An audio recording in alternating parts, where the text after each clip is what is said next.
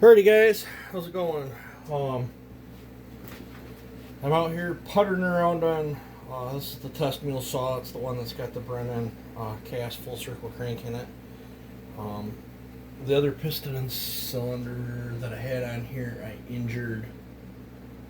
Cylinder's savable, but the piston's done for. So this is the stock piston. It's got my light and grist pin in it, but this is the stock piston out of the saw that I'm going to be powder coating. I have to order up another piston, but I guess I'll pull my intake boot back off. This cylinder here it's been a work in progress. It's always ran a little funky on me. I should have left it alone when I had it set up for super high torque and it was pulling that 32 or 36 inch bar, but I kept trying things and then I nuked it and then salvaged the cylinder, and then I've been trying things and moving things around. But I'm not going to give out the numbers, but I'll show all the weird stuff that I got going on with the transfers. Taking mine is not a work saw. This is an experiment. Absolutely just trying things.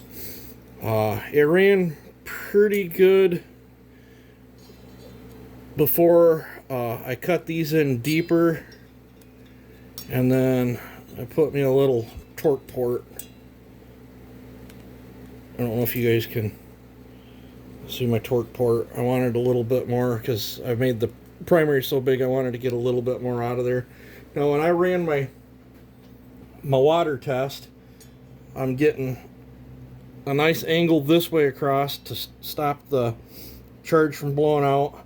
I'm getting a good mid-range. It's coming out of here and coming up on an angle right towards the spark plug out of the torque hole, and then it's the rest of it's rolling around and coming out of here to the back of the intake, and I'm getting a flip on it. So I'm pretty excited about that. I did go in and increase the volume of my lowers. It's got a controversial lung in it. I don't know what's going on with people. If you don't want a lung, don't put a lung in. I will say, let me grab another piston over here. This is a damaged piston as well that I've scuffed up and used for testing purposes. But I will say this: if you lung it,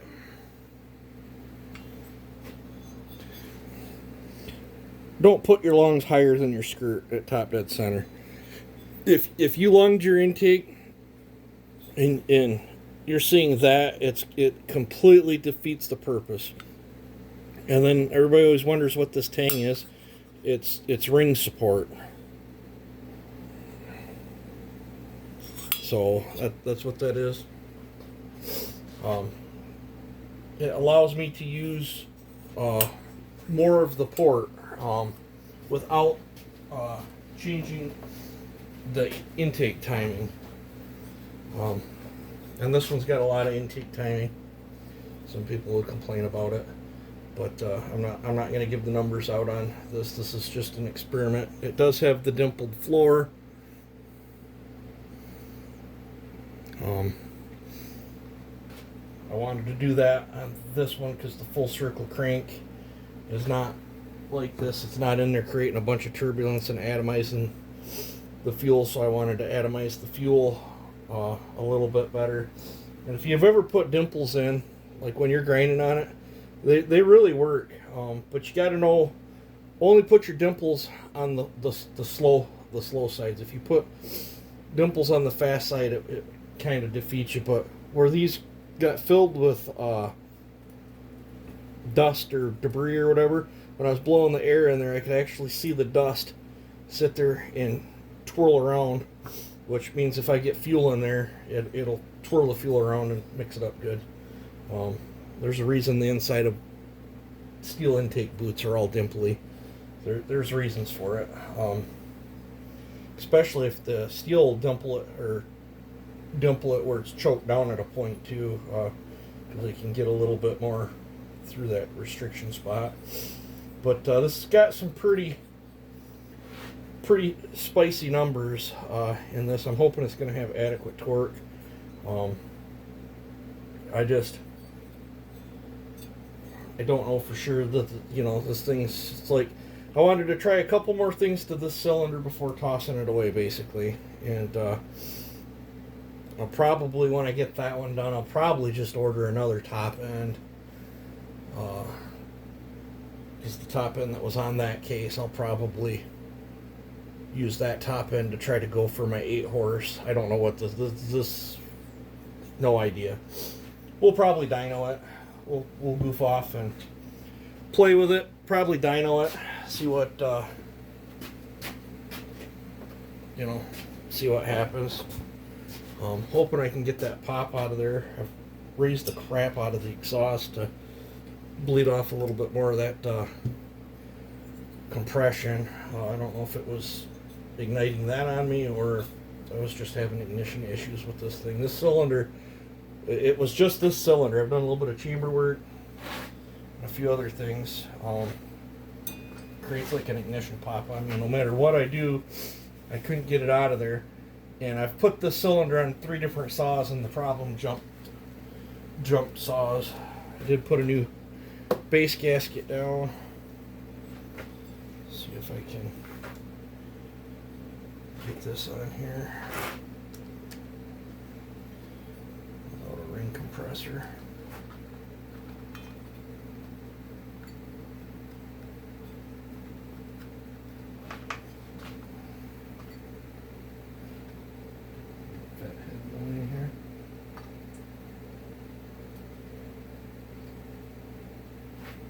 Now, when I widen my lowers, this lower ring's always a little bit of a pain in the butt, so I gotta twist the cylinder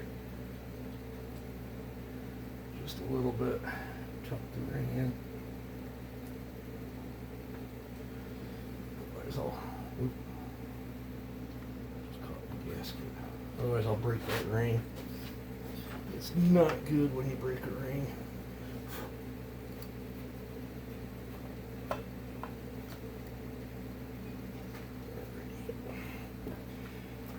So, I think I'm going to pause you, and then I'll bring you back when I get more of this together. Alrighty, I got quite a bit of it put back together. I had to take a break for a minute, go and deal with Dad.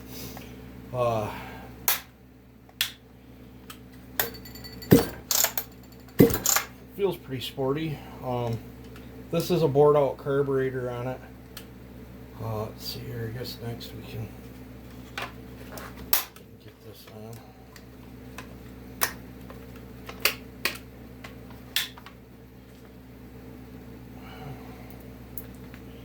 The 3 Allens with the screw, where you can use a straight screwdriver, or this little tiny Allen, the ones that go in the covers here.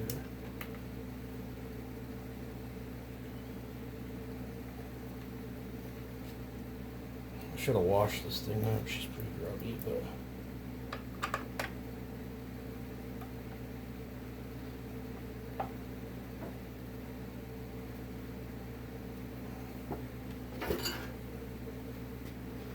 this thing is pretty dirty. These are such good little saws.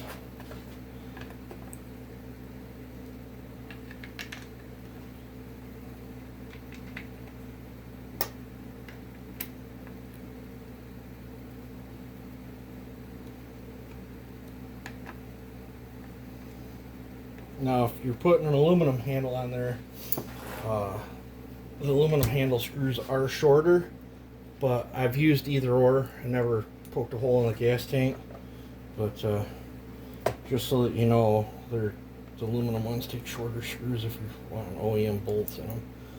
So if you're putting an aluminum handle on your 4910, if you want the correct bolts, you either to shorten these ones or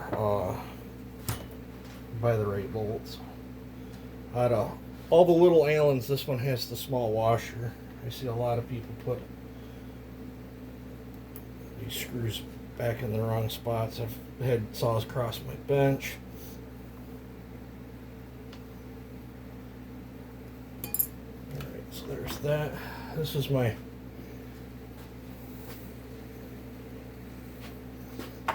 little velocity stack, and I set my bolt over there.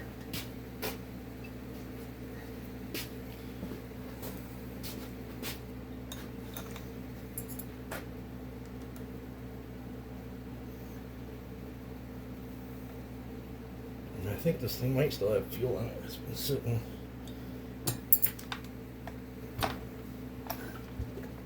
It's been sitting quite some time. Probably got 32-to-1 Schaefer's in it. It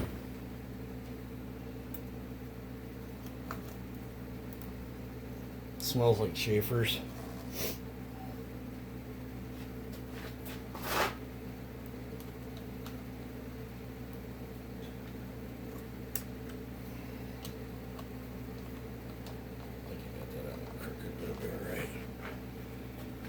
Alrighty, screwdriver just in case. Let's see if she'll start up.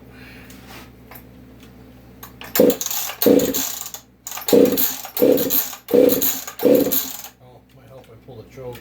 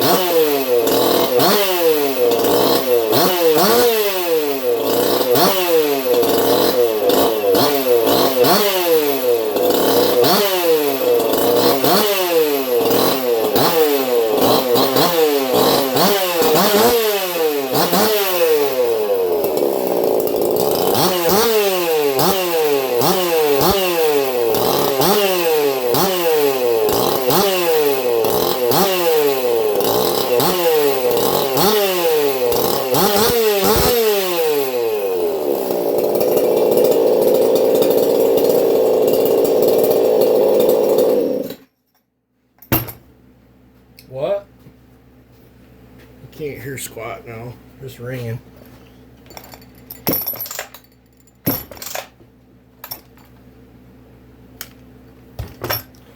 Well guys, I'm going to think I am going to be itching hard.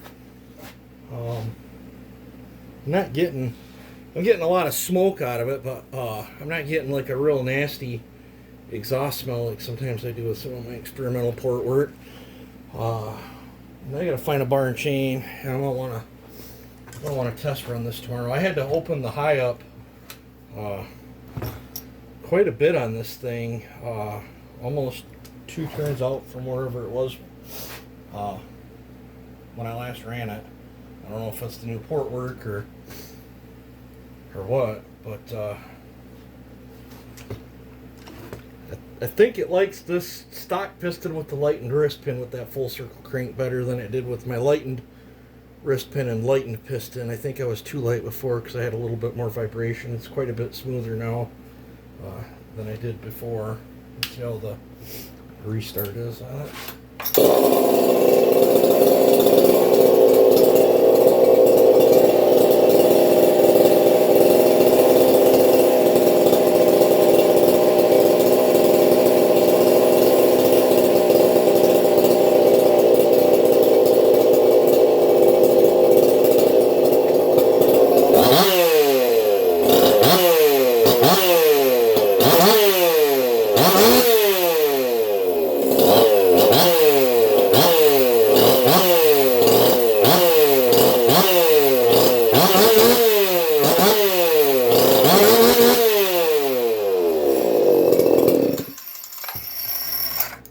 Don't run good in the wood.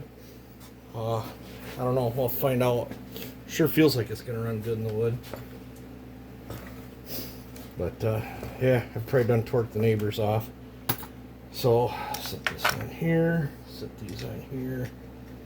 Just so I don't lose them. And, yeah, I don't know. I'll have to throw a bar and chain on it. And, if I can't find my bar and chain for it, I will steal the bar and chain off from the shin. Yeah, I have the same bar and chain on the shin and stickers. If I steal it off the shin, we can compare that back and forth to stickers, which this does have stickers, original gas tank on it. I put a brand new gas tank on stickers quite a while ago, last year, year before. But yeah, I'm gonna call it a video, guys. Let me know what you guys think of the experimental 4910. You guys take it easy and have a good one.